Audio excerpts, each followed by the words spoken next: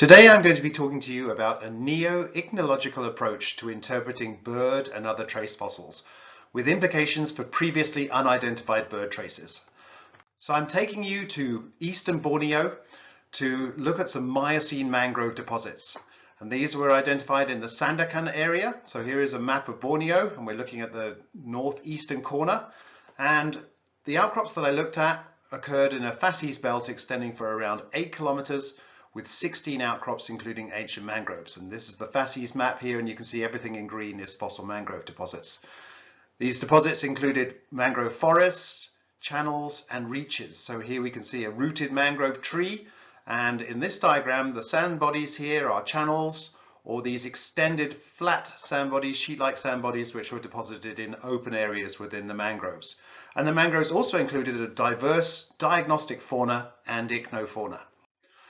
So let's have a look at the succession first. So we can see here the succession is about 140 meters that are exposed, and it's an overall progressive prograding sequence here with mangrove mudstones at the basal portion passing up into estuarine sand bodies and some tidal flats here in pink. So we're going to be looking at this lower part of the section here, which is the mangrove deposits, and you can see that there's a lot of fascinating fossils that were found in there, including bivalves and gastropods, diagnostic of mangrove environments such as Ficaria here.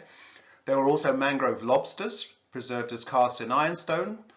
There were numerous burrows, including borings into fossil wood, these teredos here, and also a lot of fossil bird footprints and enigmatic traces and possible mammal footprints as well. And I'm just including these are mangrove lobster tracks as well. So there's lots of great ichnological evidence in there. So let's have a look at the fossil bird footprints first, and what you can see on this slab, there's a pencil here for scale, is that we have a whole set of three-toed bird footprints sitting in here, and we also have some prod marks. So this is where the bird's beaks were prodding into the sediment, and I've just put in an interpreted version here on the right to show you that it looks like there's some actual trackways in here made by these wading birds. So when we have a look at these footprints, we can see that they're three-toed, but they have no hallux, which is that toe at the back of the bird, showing that these are probably incumbents or game bird style tracks. Some of the birds that these could be include quail, pheasant, grouse, ptarmigan and others, but the most similar tracks that I've been able to find were killdeer tracks. So we can see a killdeer track here, also with that three-toed character, no hallux represented at the back, and it's very similar to the footprints from Sandakan. Killdeer are upland shorebirds, graceful plovers, and they're common along the shoreline, in wetlands or in fields, and they're around 25 centimeters in length. And they have some fascinating behaviours. They nest on the ground, so this is a nest of a killdeer. They also pretend to have broken wings to attract you away from the nest, and they are keen foragers in muddy conditions along the shoreline. So I mentioned that we had an enigmatic trace fossil in one of our outcrops, and this is the small outcrop here that I'm going to be showing you. And so we're a little bit further down. This is where the footprints were found, and we've now come down about 20 meters in the succession to look at these thin sandstone beds here. And you can see the sandstones are just very tiny little creeks that will be crossing a muddy mangrove environment. There's still lots of rooted trees in here. There's some nice gastropods as well, mollusk burrows as well, leaf casts and burrows. But in addition to those, we have a very enigmatic trace fossil. And you could basically call it a zigzag trace fossil. So if you look at these three images here, they're from two separate fossil traces, which are around 1 centimeter in width and around 20 centimeters long.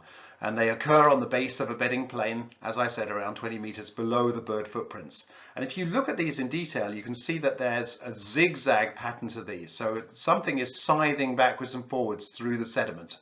And they occur as sand in sand style traces. So I had a look, I had some good discussions with Murray Gingras from the University of Alberta, and we came to the conclusion that these were likely to be bird feeding traces, and what they are called scything feeding traces, where the bird is moving its beak backwards and forwards through the sediment to try and sieve for food. So when you look at modern examples of these, there's some here from South Africa with this quite coarse zigzag pattern and associated prod marks as well. And there's the blacksmith's plover that made these marks. So it's another plover, very similar to the killdeer. And then these pictures here are actually from Calgary, from the reservoir in Calgary, also made by plovers. And we have some nice beak prod marks here, and sometimes they're even paired, that you can tell it's the two the two beaks that are pushing into the sediment. And then there's also these nice zigzag traces here, which are a little bit smoother in character. So my interpretation of these traces is that they are plover-like bird oriented. They're made by plovers, and that they are some kind of scything bird feeding trace. And this bird feeding trace, this is the first time that it's been reported in the fossil record.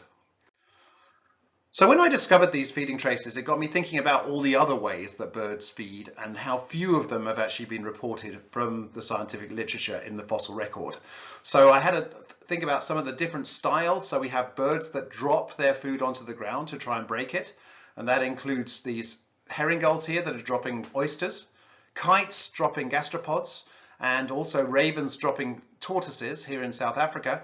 And so this will be one example that you might look for in the fossil record when you see an unusual association, particularly in a terrestrial setting, that you might think maybe that's actually a bird feeding trace.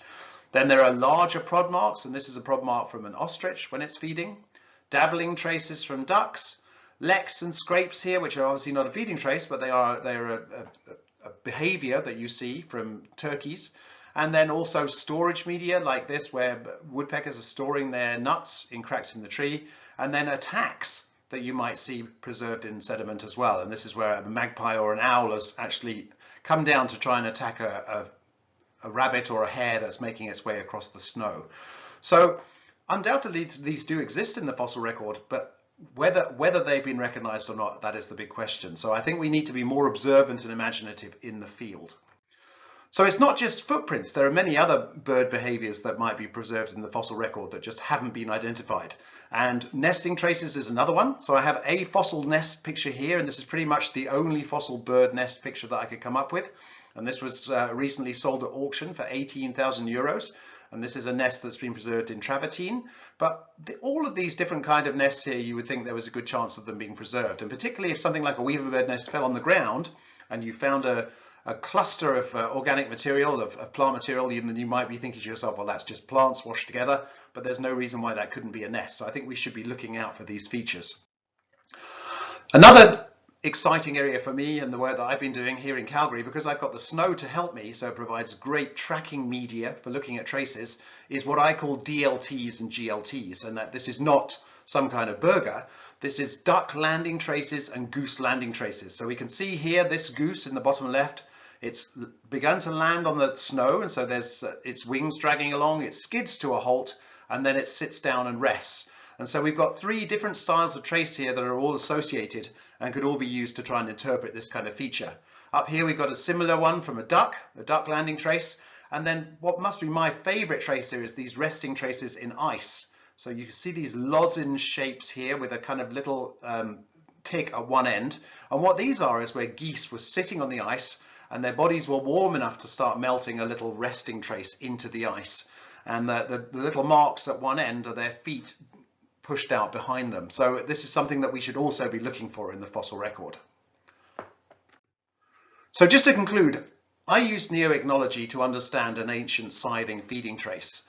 And I'm going to propose a name for this, which is Comio ornithicnus, which will be sweeping backwards and forwards, Comio, ornitho for bird, and then ignis for trace. So this is a new style of feeding trace, which hopefully we can find more examples of in the fossil record.